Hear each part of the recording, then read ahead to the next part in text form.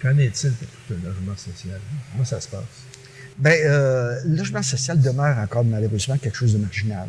Sur l'ensemble du marché locatif, c'est 11 des logements qui sont des logements sociaux, d'une formule ou d'une autre, là, mais c'est 11 du parc de logements négatifs. Si tu vois sur l'ensemble du parc de logements, qu'on connaît, les propriétés individuelles, les condominiums, tout ça, tu tombes à peu près à 5 ce qui est très, très, très, très, très peu. Là. Si tu compares notre situation à celle de bien des pays européens, un pays comme les Pays-Bas, par exemple, le logement social, il y a des différences dans ce qu'est le logement social.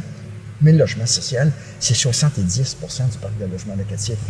C'est quand même quelque chose, si on compare à nous autres. Et dans bien des pays, même dans la Grande-Bretagne, d'après Thatcher, parce qu'elle a drôlement sapé là-dedans, mais malgré ça, le pourcentage de logements sociaux demeure plus important. Et en France et dans les pays scandinaves, c'est beaucoup plus important que c'est au Québec. Nous autres, on est vraiment collés à la réalité nord-américaine, collés à la réalité des États-Unis, du reste du Canada. Bon, Québec s'est un peu démarqué en gardant une intervention minime, mais quand même une intervention en logement social.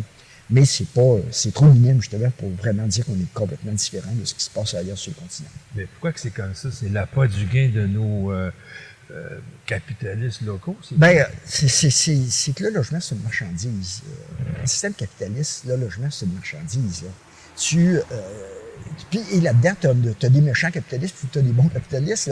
Tu as des petits propriétaires qui ne veulent pas faire une fortune sur le dos du monde, puis qui n'essaient pas de louer n'importe quoi, des taudis.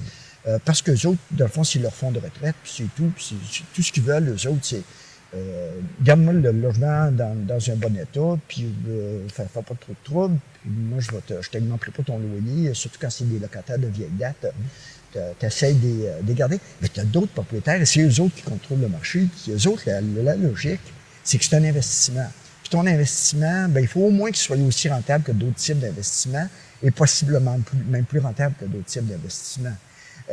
Et dans ce sens-là, si tu pars de cette logique-là, ben, à un moment donné, c'est ce qui fait que quand tu vas avoir l'occasion, quand le marché est favorable, tu vas augmenter les loyers de façon importante. Quand le marché est favorable, tu vas transformer tes logements locatifs pour en faire des condominiums. Ou quand le marché locatif semble moins favorable ou rapporte moins d'argent dans l'immédiat, ben, tu vas te mettre à construire d'autres choses, entre autres te mettre à construire du condo. Et c'est toujours la même logique qui est derrière tout ça, qui est la logique de la rentabilité.